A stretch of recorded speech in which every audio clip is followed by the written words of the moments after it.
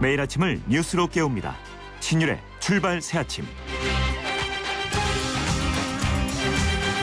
극과 극. 어제 정치권을 보면 이런 말이 나올 수밖에 없었습니다. 우선 어제 있었던 새누리당 유승민 원내대표의 교섭단체 대표 연설은 당연함의 신선함을 보여주는 좋은 예였습니다.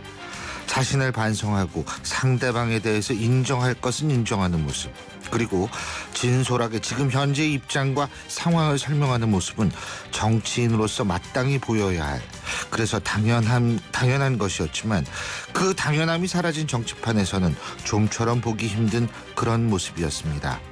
이런 점은 여야 혹은 진보 보수의 논리로 따지거나 평가해서는 안 되는 점이라고 생각합니다. 하지만 어제는 정반대의 모습도 보여줬죠. 바로 새정치민주연합의 내분 상황을 말하는 건데요.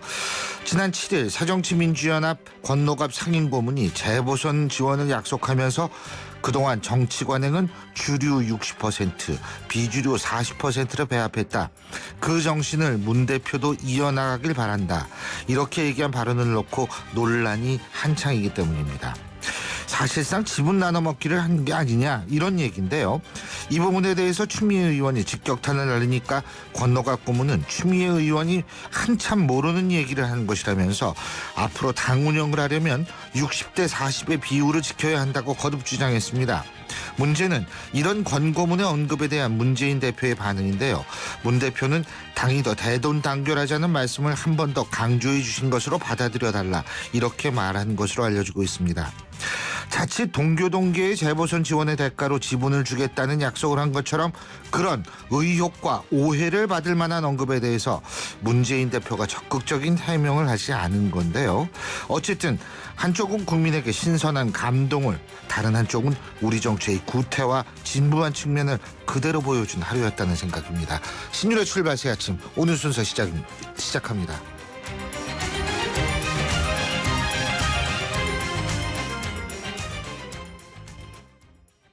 어떤 음악도 아무 말도 없어도 향긋한 바람 소리에 모닥불 타는 소리만으로도 이렇게 로맨틱하다는 걸 모르고 살 뻔했다.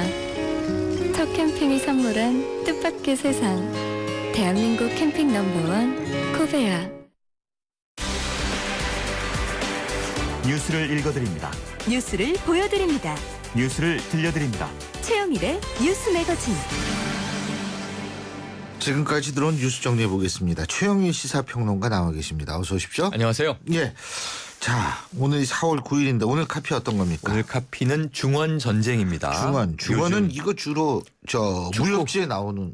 그렇죠. 무협지에도 나오고요. 요즘에 유럽 축구들 많이 보시니까 예. 미드필드 싸움이 아하. 중요하다, 이런 얘기 많이 하는데, 그렇군요. 또 조금 이 다른 카피로 말씀드려 보면 파격과 파국, 두 그거 가지로 좋네요. 얘기해 볼 수 있어요.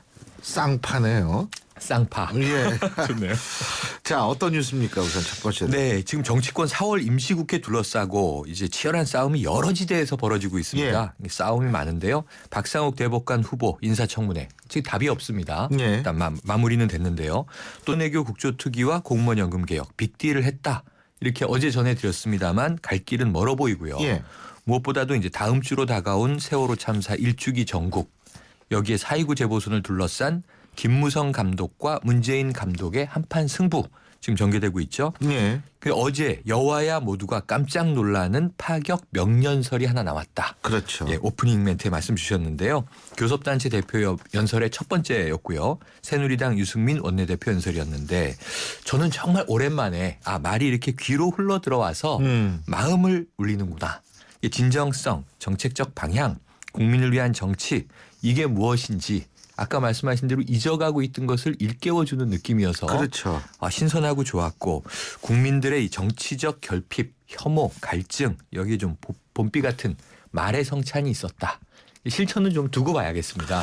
뭐 실천을 우리가 얘기하는 것보다는요. 네. 사실은 그런 인식이 지금 필요하다라는 것. 그리고 이게 야당의 언어로 연설을 했다. 그런데 여야의 언어가 따로 있을 수 없죠. 맞습니다. 단지 이제 제가 볼 때에는 자신에 대한 성찰과 겸허한 반성, 상대에 대한 인정. 저는 이런 부분이 굉장히 정말 마땅히 있어야 함에도 불구하고 네. 없었기 때문에 이제 신선함인데, 여기에 대해서 야당이 비판을 하면 문제가 있는 거죠. 야당은 거의 어제 심각한 문제죠. 그런데 칭찬을 하지 않았습니까? 안 했고요. 네, 칭찬을 했죠. 네. 그러니까 당연한 예, 거예요. 사실 야당이 당연하죠. 칭찬한 것도. 그러니까 본받아야 야당보다 되는 문제죠. 더 야당 같은 메시지다. 뭐 이런 표현도 있었고요. 이 유승민판 제3의 길 뭐 이런 얘기도 있었고요. 오늘 아침 조간 보시면 유승민의 신보수 선언이다. 뭐 이런 여러 가지 수식어들을 붙이는데 어쨌든 그 말을 들으면서 어제 다들 정치인들도 깜짝 놀란 것 같습니다. 여야 모두 그 유은혜 새정치민주연합 대변인 명년설이었다 이렇게 평하면서 새누리당이 이를 실천해 주기 바란다 이런 호응이 이제 나왔고요. 이건 정말 드물게 나온 칭찬이라고 봐야겠고요. 그러니까 할 말이 없죠. 칭찬을 할 수밖에 없지. 예. 그리고 어제 저는 이 개인적으로 이건 감성적으로 이 의미가 있었다고 생각되는 것은 예. 이 지난해 8월입니다. 세월호 참사 전국에서 프란치스코 교황 열풍이 불었었죠. 이 프란치스코 교황이 와서 네, 맞습니다. 세월호 가족들 예. 위로하고 뭐 힐링 예. 열풍이 불었었죠. 그랬는데 정말 그 유승민 원내대표가 어제 실종자 9명 이렇게 숫자로만 불리던 분들의 이름을 다 한 분 한 분 다 거론했습니다. 저는 이런 게 필요한 거 아닌가. 맞습니다. 이 사람들을 우리 국민들을 숫자로 보는 것이 아니라 예. 그들을 고유한 인격체로 그거 아주 봐주는 것 중요한 거죠. 이런 시선이 굉장히 신선했다라고 이제 평가할 수 있는데 유 원내대표는 뭐 우리가 다 아시다시피 국방과 안보는 강한 보수임을 여러 차례 천명하면서 경제 정책은 좌클릭해야 한다라고 이제 주장해온 분인데 예. 이분이 원래 경제학자 시절에는 굉장히 이제 재벌에 대해서 강한 비판을 했었고요. 예. 원래 결이 그러셨는데 2000년부터 2003년까지 여의도 연구소장을 맡았고 그리고 이제 이 박근혜 당대표를 모시는 비서실장을 하면서 친박이었다가 최근에 이제 탈박 혹은 뭐 이 비박 반박 이렇게 돌아선 거 아닙니까? 그리고 원래 본인의 지조였던 어떤 경제 정책에 대한 혁신성 이런 것을 좀 강조하는 것으로 읽혀졌습니다. 그래서 현 정부의 경제 정책 실패 많이 반성을 했고요. 비판이라기보단 반성입니다. 예. 집권 여당에 이제 속한 인물로서 법인세 인상을 포함해서 증세까지 검토해야 한다. 이런 강조가 나와서 저는 이제 영국에서 왜 대처리즘 이후에 토니 블레어 전 수상이 예. 제3의 길 얘기했었잖아요. 이게 이제 그 런던 경제대학원의 그 앤서니 기든스 교수가 썼던 책 국내에서도 이게 많이 읽혔었는데요. 영국에서는 이 성공하지 못했는데 우리나라에서 한번 이 보수 진보 진영 논리를 뛰어넘어서 마지막 방점은 합의의 정치 이렇게 이야기를 했거든요. 사실 우리나라처럼 보수 진보가 나뉘어서 서로 싸우는 나라가 없죠. 지금 비생산적이죠. 선진국 중에서는 다 지금 탈이념 시대에 접어들어 있는데. 맞아요. 탈이념 시대인데 그리고 또 한 가지는 뭐냐면 이거는 어제 유승민 원내대표 그리고 저는 사실 그렇거든요. 유승민 원내대표의 연설이 박근혜 대통령이 얘기했던 경제민주화하고 사실 마찬가지예요. 같은 맥락입니다. 제가 볼 때는 네. 마찬가지고 그리고 그렇게 아니 세상에 뭐 잘 산 사람은 더 잘 살게 못 산 사람은 더 못 살게 하자는 그게 정당이 양극화 문제는 다 지구상에 지적을 하죠. 민주주의하는 나라 정당 중에 어디 있습니까? 맞습니다. 그래서 제가 볼 때에는 유승민 원내대표의 연설이라는 게 뭐 이게 야 진보죠 그게 아니고 당연히 보수 진보를 떠나서 네. 공당이라면 마땅히 지향해야 될 부분이다. 그렇죠. 그 점을 얘기를 했다. 전 이렇게 받아들여야 된다라고 맞습니다. 보고요. 옳은 말은 다 옳다고 봐야죠. 다 옳은 야. 얘기예요. 다 옳은 얘기고 올바른 방향성이죠. 그 유 원내대표 연설이 자 신선하지만 당의 방침은 아니다. 이렇게 이제 선을 그은 것은 김무성 대표. 근데 그거는 제가 볼 때는 이렇게 해석할 수 있는 소지도 있습니다. 김무성 대표 같은 경우에 이제 뭐 본인이 어떻게 됐던 간에 대선 주자로 꼽히지 않습니까? 그렇죠. 그런데 대선 때는 반드시 새누리당이 지금 유승민 원내대표의 방향으로 나갈 수밖에 없습니다. 그렇죠. 그렇게 되는데 지금부터 야 이거 진짜 네. 옳은 얘기다. 이거 당이 이렇게 나가겠다라고 얘기하면 그때 역풍이 올 수가 있거든요. 오죠. 당내에서. 네. 역풍이 여러 군데서 옵니다. 일단은 그런데 좀 그런 자세를 취한 거 아닌가. 왜냐하면 이제 당대표 입장에선 이런 고민이 있었을 거예요. 지금 청와대와 정부. 네. 지금 어찌 보면은 여당 지도부에서 국회 개원하고 지금 이 교섭단체 연설인데 그동안은 대체로 강한 정부 입장의 대변이었는데 이번에는 느닷없는 반성을 이야기하니까 신선했지만 지금 좀 곤혹한 것은 청와대와 정부 입장이겠죠. 그래서 침묵은 했는데 불편한 기류일 것으로 관측이 되고 있어요. 어제 보도에 따르면 청와대 모 관계자의 이제 전언을 전했는데 참 잘하더라. 대단한 정치인의 정치 철학이다. 이런 얘기를 했는데 평가절하하는 어투였다. 이런 이제 기사도 있고요. 이 청와대와 정부 입장 지켜봐야 되는데 오늘 사실 어제 이 발등에 불이 붙은 것은 문재인 대표입니다. 왜냐하면 야당의 교섭단체 대표 연설을 해야 되거든요. 그래서 지금 어제 오후부터 대대적으로 지금 아까 건너갑고문에 6대4 뭐 지분 이런 거 얘기할 틈이 아니라 연설문 뜯어고치기에 돌입했다. 이런 또 이야기가 나오고 있습니다. 예. 아니 근데 6대4 지분에 대해서 그 주류가 누구고 비주류가 누구고 네. 일단 이거부터 명확해지면서 그런 얘기가 왜 나왔는지 그런 거 설명해 주면은 맞습니다. 감동은 아니더라도 아 이게 구태인지 아닌지는 구분할 수 있죠. 아니, 최근에는 저 이 정책 엑스포에서 스티커 붙이시다가 국회의원 수가 400명은 해야 된다 그랬다가 이게 장난스러운 얘기였다고 해프닝이 돼 버렸는데요. 오늘 사실 문재인 대표의 연설, 국회 연설 아주 중요하죠. 어제 유승민 원내대표가 이런 파격을 보여준 만큼 야당은 또 더 야당다운 또 이제 이 집권 여당 원내대표의 연설보다 더 국민들의 심금을 울리는 이걸 극복하는 야당의 이제 선명성, 대안 정책 이런 거 보여줘야 되기 때문에 어제 밤새 쉬었을지도 모릅니다. 네, 한번 보죠. 6대4가 머리에 별로 없으실 것 같아요. 아니 근데 그것도 중요하죠. 중요하죠. 저도 해명이. 그 부분이 진짜 궁금해요. 무슨 얘기가 오길래 6대4가 나왔을까? 그렇죠. 예? 그리고 거기 주류는 누구고 비주류는 누구지? 그렇죠. 이게 호남 비호남이냐, 친노 비노냐, 그렇죠. 뭐 여러 가지 정확한 이야기들이 지금 말씀이신데. 나오고 있는데 그 해명 한번 내주셔야 될 것 같고요. 한편 이 중원 전쟁이 국회 내에도 불붙어 있습니다. 헌재와 중앙선관위가 이미 선거구 재획정 문제 관련해서 안들을 내놨고요. 국회는 선거구 획정위원회를 독립기구로 설치한다 이렇게 합의했어요. 예. 근데 이제 정개특위가 이 독립기구에서 마련하게 될 확정안을 수정할 권한까지 포기할 거냐 아니냐 이거 가지고 국회가 지금 여야 의원들이 시끄럽습니다. 얘기할까요? 포기 못한다. 저는 뭐 그 내기가 안 됩니다. 아, 저도 그래요? 동의합니다. 포기할 리가 있습니까? 그렇죠. 네. 그래서 이제 수정 권한까지 포기한다면 이게 결사 반대할 의원들이 뭐 여야를 막론하고 다수 나올 것으로 이제 봅니다만 이 사안 이제 정치권의 다이너마이트에 도화선에 불이 붙었다 이렇게 보여집니다. 이제 제가 볼 때는요. 좀 있으면 이제 막 그 국회의원들이 국회에서 소리 지르고 난리법석을 필 거예요. 여기는 여야 구분 왜 없이 나를 죽이려고 네. 그래? 막 이러면서. 예? 그렇죠. 예. 자, 그리고 또 다른 뉴스 있나요? 이게 우리 국내 전쟁 재밌죠. 선거판 재밌고 정치판 또 이제 신선한 뭐 연설도 나오면서 정책 싸움도 재밌고 이제 정치 공방도 재미있는데 시야를 좀 크게 해보셔야 됩니다. 오늘 우리나라를 방문하는 애슈턴 카터 미 국방장관의 행보.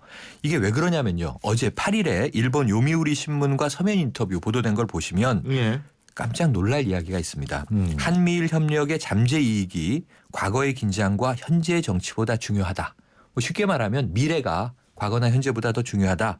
한미일 공조체제 중요하다. 이거 어디서 많이 들었던 얘기인데 네, 웬디 셔먼 얘기하고 웬디 셔먼 미 국무부 정무차관의 예, 발언과 비슷하죠. 괴를 같이 합니다. 그렇죠. 그 얘기가 나왔고요. 예. 북한의 핵과 미사일에 대응하는 한미일 삼각공조 중요성 어떻게 평가하십니까? 하는 질문에 예. 대해서 나온 이야기인데요. 이 세 나라는 미래를 지향해야 한다. 그래서 과거가 좀 덜 중요하다.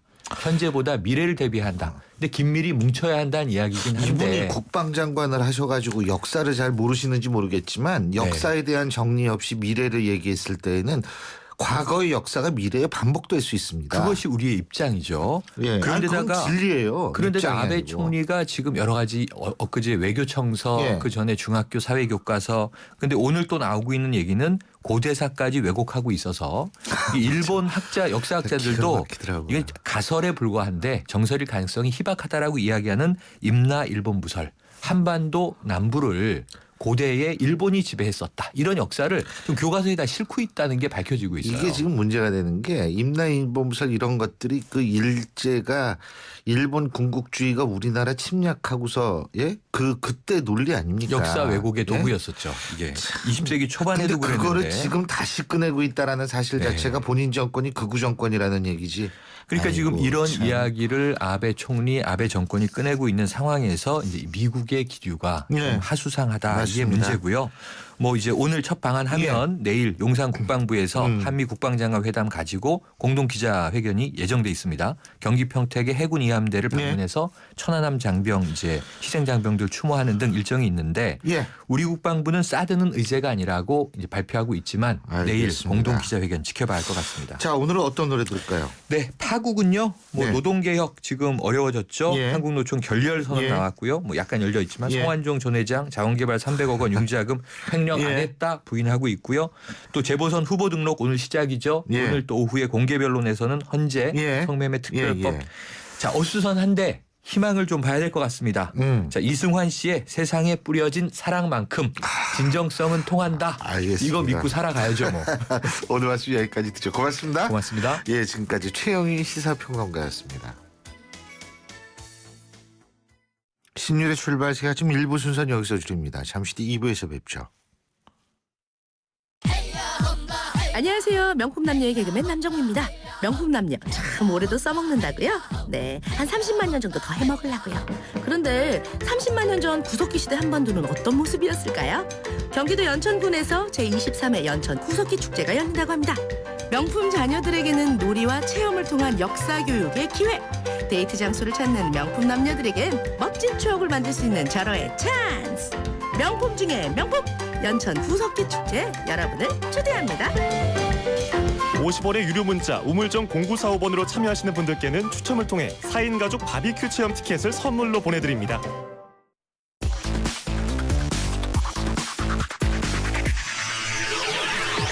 신율의 출발 새아침. 신율의 출발 새 아침 2부 광고 듣고 시작합니다. 가나다라 마바사 자차카타파 전해주고 싶은 얘기 바람병에 담으면 한글이 모자랄지도 몰라. 병 하나에 담을 수 없는 초정탄산수 이야기. 파란을 일으키다. 초정탄산수. 오늘도 하품하다 하루가 다 갔어. 착한 활력이 필요해. 기운이 뿅 생겨났어. 활력이 슝슝 생겨났어. 착한 활력 비타민으로 채워주세요. 착한 드링크 비타오백. 엄마라는, 도전이라는, 헌신이라는 이름의 흉터. 때론 자랑스럽지만 달라졌으면 하는 여자 마음. 더마틱스 울트라로 흉터 달라질 수 있습니다. CPX 성분이 흉터를 흐리고 부드럽고 매끈하게. 흉터 전문 더마틱스 울트라.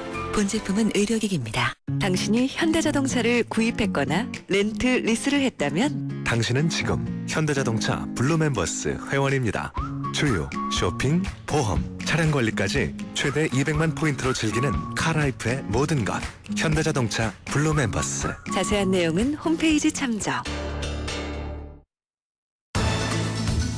여러분은 지금 대한민국 유일의 보도 채널 YTN 뉴스 FM에서 보내드리는 신율의 출발 새 아침을 듣고 계십니다. 어제 저녁쯤 이런 소식 전해졌었죠. 정개특위가 선거구 획정위원회를 독립기구로 만들겠다, 이런 소식 전해드렸는데요. 자, 이 선거구 획정 문제와 맞물린 게 국회의원 정수 문제고요. 어쨌든 이런 부분에 있어서는 앞으로 정치권 그리고 국민 여론, 이 상당히 논란이 일을 가능성이 높습니다. 그래서 국회 정개특위 소속이죠. 새누리당 박민식 의원 연결해서 지금 이 정개특위 관련해서 그리고 정치현에 대한 얘기 한번 들어보죠. 박 의원님 안녕하세요. 안녕하세요. 박민식입니다. 예. 국회의원 지금 정개특위 말이에요. 그죠? 예. 요 정개특위에서 이제 선거구 획정위를 독립기구로 만들겠다, 이렇게 이제 나왔어요. 그죠? 그렇습니다. 예. 근데 한 가지 여쭤볼 게, 그런데 이 독립기구로 만드는 것까지는 다 찬성을 하신 모양이죠? 그 부분은 뭐 국민들의 뭐 명령이라고 할 수 있죠. 애초부터 네. 여야 누구도 그 부분에 대해서 뭐 거부하기가 힘든 걸로 알고 있습니다. 근데 문제는 뭐냐면 이 수정 권한까지 포기한 것이냐, 정개특위가. 예? 이 부분이 이제 중요한 것 같은데, 이 부분은 어떻게 아니, 보십니까? 거기서 만든 것을 다시 그렇죠. 정개특위에 수정할 수 있다라고 하면은 예. 과거의 정개특위와 매일반이죠. 그래서 실질적으로 국회의원들은 선거구 획정에 손을 떼도록 하자라고 아하. 하는 것이 이번에 결정이라고 보시면 될 것 같습니다. 아, 그러니까 이제 그게 이제 대다수의 정개특위 위원들의 공유된 얘기인가요? 뭐 정개특위 위원들뿐만 아니라 여야 지도부에서도 다 합의한 사항으로 알고 있습니다. 아, 그렇군요. 그 부분은 믿으셔도 될 것 같습니다. 예, 아니 그럼요. 뭐 저야 다 믿죠, 뭐. 근데요. 그 지금 근데 제가 이게 좀 여러 가지 면에서 생각할 수 있게 되는 게 선거가 없어지는 데가 있을 거 아니에요. 그럴 가능성이 있죠. 그럴 가능성이 있죠.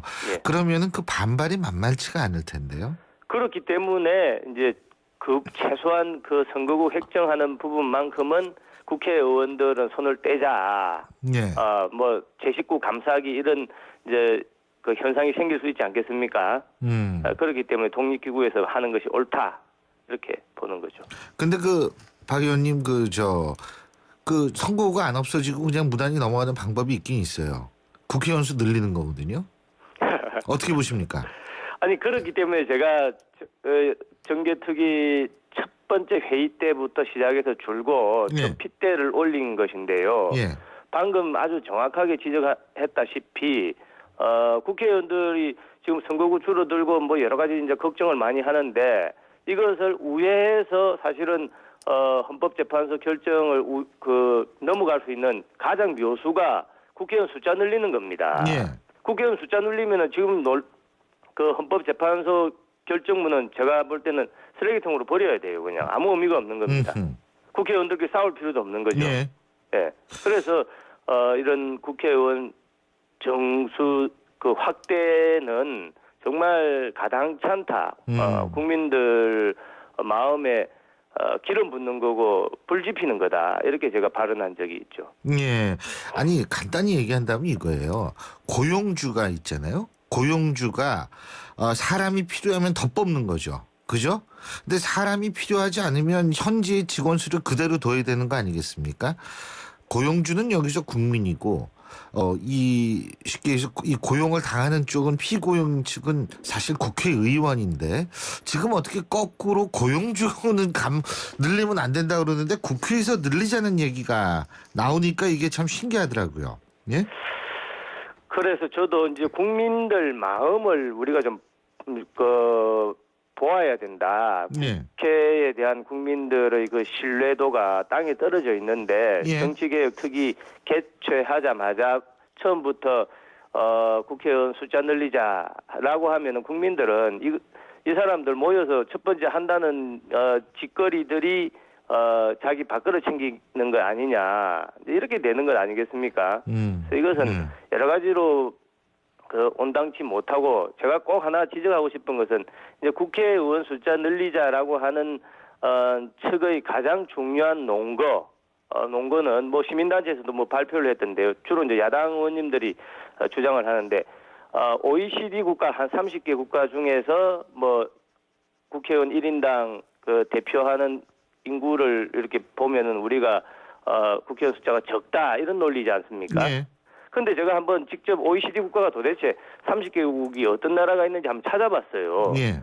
근데 뭐 그중에 이제 우리가 알고 있는 미국, 일본, 영국, 프랑스 다 들어있지만은 30개국 중에 한 반 정도가 제가 한번 불러보겠습니다. 오스트리아, 벨기에, 덴마크, 에스토니아, 핀란드, 헝가리, 아이슬란드, 아일랜드, 룩셈부르크, 뭐 노르웨이, 뉴질랜드, 슬로바키아, 슬로베니아, 스위스 전부 인구가 한 500만 명 전후밖에 안 되는 뭐 어떻게 보면 도시국가죠.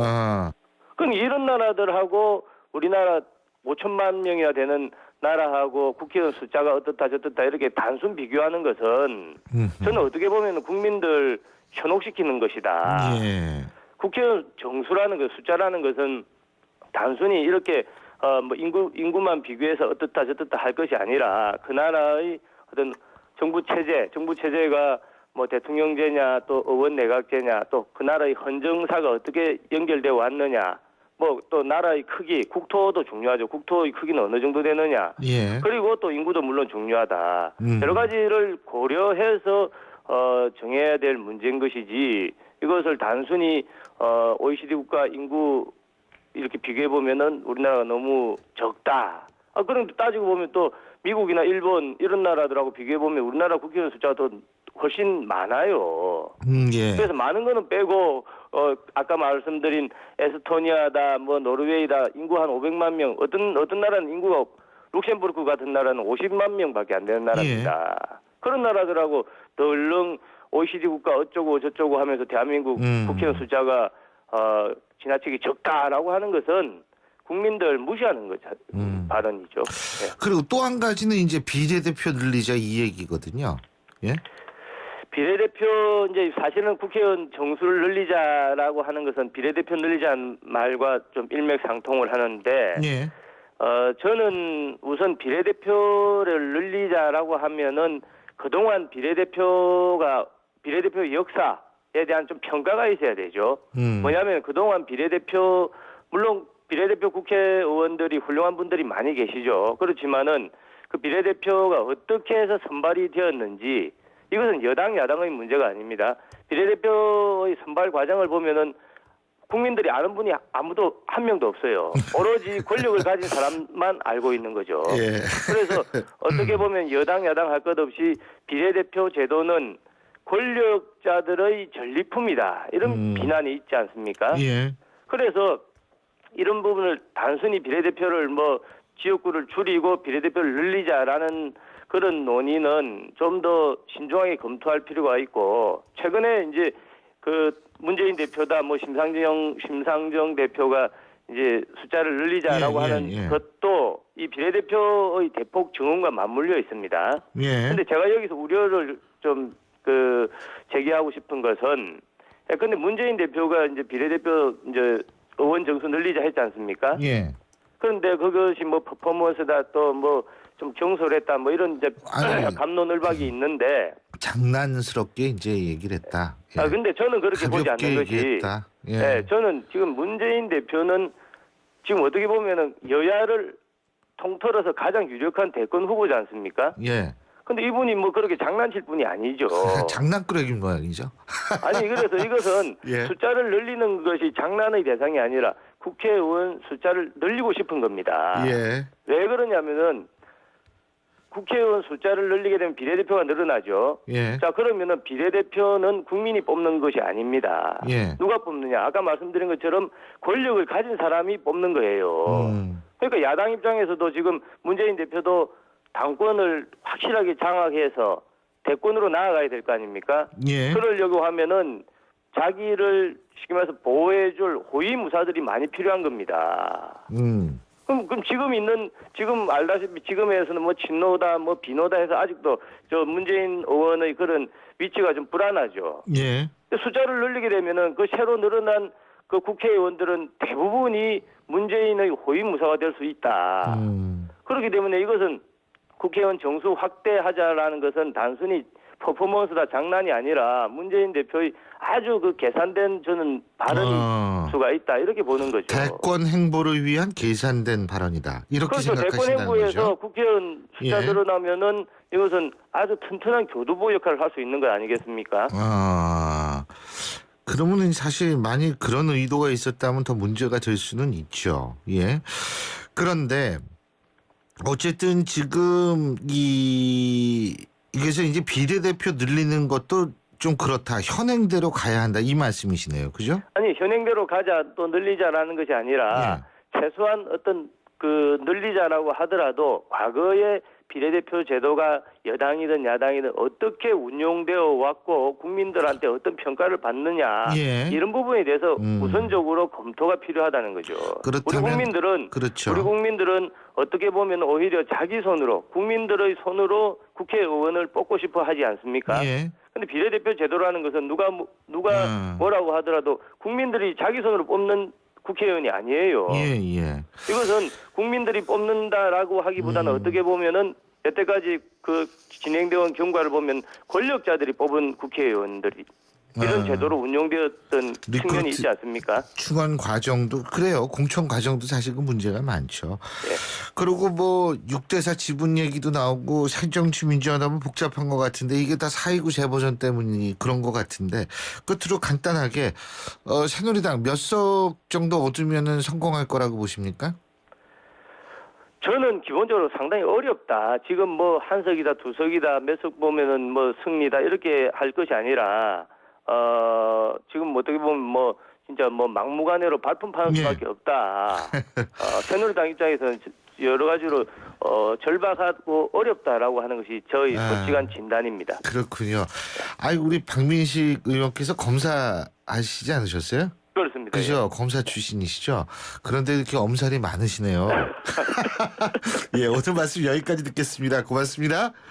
고맙습니다. 예, 지금까지 새누리당 박민식 의원이었습니다. 경제 컬럼니스트 정철진의 경제 시선.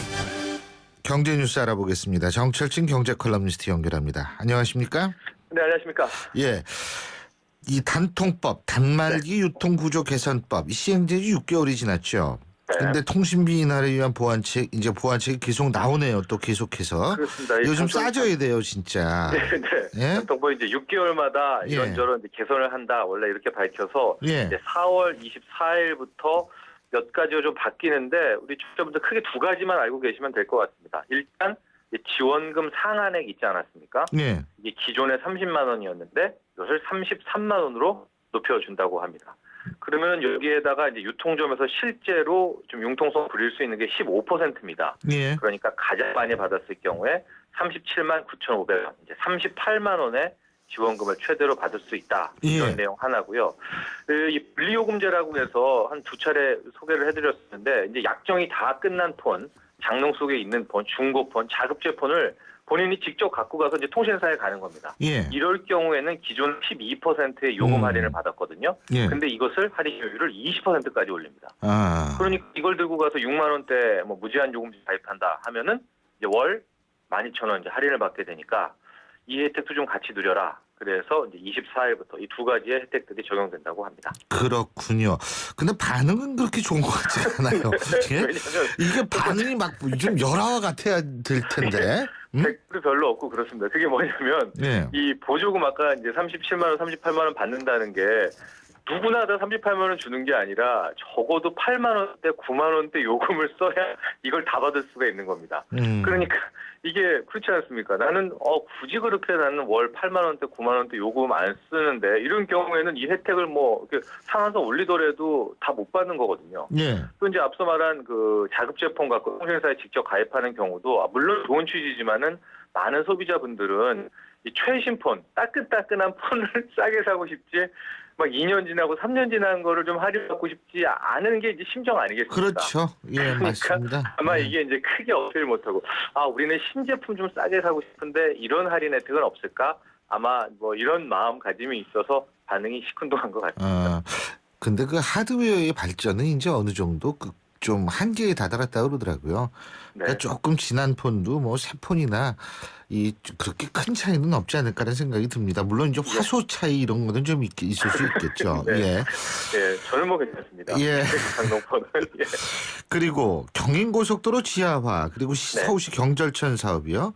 이게 민자 방식으로 추진된다고 하는데 지금 운영 방식이 부각되고 있죠. 그렇습니다. 이제 경인고속도로 지하로 판단은 이거는 뭐 박근혜 대통령 대선 공약이기 때문인데 뭐 잠깐 설명드리면 최소 운영 수익 보장 제도라고 해서 이제 말도 많고 탈도 많고 그거 아닙니까? 이제 정부가 이 민간 투자자의 이제 사업 예측 시의 부족분을 어느 정도 보존해주는 그런 제도였었는데 그래서 뭐 정부 재정이 이거 민간 수합자한테 돈 보조해주라고 너무 많이 수조 원 나가서 2009년에 완전 폐지가 됐습니다. 그래서 이제 잘 됐다 했는데 알고 보니까 이 제도가 폐지되니까 민간 사업자들이 안 들어옵니다. 아하. 그러니까 또 이런 역설적인 상황이 나오게 돼서 정부가 어저께 부랴부랴 민자 사업 활성화 방안을 이제 발표하고 위험분담형, 손익공유형이라는 새로운 민간 투자자를 끌어들이는 방식들을 제시를 했거든요.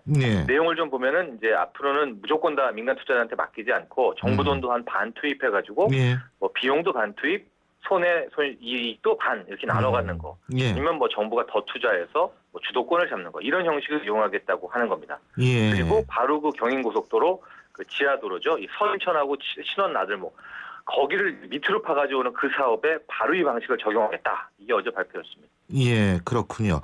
근데 어쨌든 이 민간 투자의 참여 활성화 방안을 경인고속도로 지하화에 적용한다. 결국 이렇게 되면은 돈도 받을 텐데. 그래서 근데 핵심은 이제 이렇게 하면은 정말로 민간 사업자가 들어올까? 왜냐면은 이제 많이 기대하고 계시는 분들 있거든요. 예. 또 이제 서울시 같은 경우에는 경전철 그 서부선, 안곡선 이쪽에도 판다고 하는데 그것도 결국 누가 돈이 있어야 되는 거 아닙니까? 민간 사업자가 네. 들어올까 그랬는데 아마 어제 정부는 들어온다. 무조건 7조에서 한 10조 원 정도가 들어올 수 있을 것이다. 이게 효과가 있을 것이다라고 밝혔는데 들어오는 것도 들어오는 거고 민자 사업도 민자 사업이지만 잘 운영되게 하는 게 중요한 거 아니겠습니까? 지하철 9호선도 만드는 것도 중요하지만 물론 이렇게 지옥 처리되는 그 운영 방식에 있어서도 이제 처음부터 좀 잘 그리고 9호선 근처를 걷다가 땅 속으로 갑자기 빠지지만 말았으면 좋겠어요. 예? 그렇죠. 그런 어떤 과정상의 문제도 함께 신경 썼으면 좋을 것 같습니다. 오늘 말씀 여기까지 듣죠. 고맙습니다. 감사합니다. 정철진 경제 컬럼니스트였습니다. 희망은 빛나는 미래죠. 희망은 내일의 성공. 희망은 활기찬 노후지. 희망은 저 기은쌤과 함께 희망을 노래해요. 희망을 키우는 평생은행 IBK 기업은행. 여유 있는 서울 신촌에서 시작합니다. 2호선 아현역과 5호선 애호개역이 주는 출퇴근의 여유와 아현 부가현 뉴타운 2만여 세대 대규모 주거타운의 완벽한 생활 인프라. 서울의 도심을 가까이 이편한 세상 신촌 4월 분양 문의 1899-7447 대림. 수지야! 광교야. 수지와 광교가 만나는 시간 걸어서 3분. 수지에서 광교까지 다 누리는 레이크풀의 수지. 교통, 생활은 기본. 신세계 건설이 짓는 중소형 특화 설계까지. 레이크풀의 수지. 지금 만나보세요. 4월 오픈 1688-8018 KB 부동산 신탁. 태혁이요? 그건 저 아니잖아요. 김우빈다운 연기 누가 하겠어요? 처음부터 끝까지 제 일은 제가 해야죠. IS 동서처럼. 건설에 대한 A부터 Z 시스템. 이것이 IS 동서의 완벽주의. 처음부터 끝까지. 완벽주의 건설회사 IS 동서. 네, 3시간째 운전 중인 김 기사님. 가장 힘든 시간대로 접어드는데요. 도로 사정까지 어려운 지금 많이 지쳐 보입니다. 잠깐. 피로부터 풀고 하세요. 지금은 피로가 풀리는 바카스 타임. 풀려라 5천만, 풀려라 피로. 바카스. 신율의 출발 새 아침 2부 순서는 여기서 줄이고요. 전 8시 10분에 다시 오겠습니다.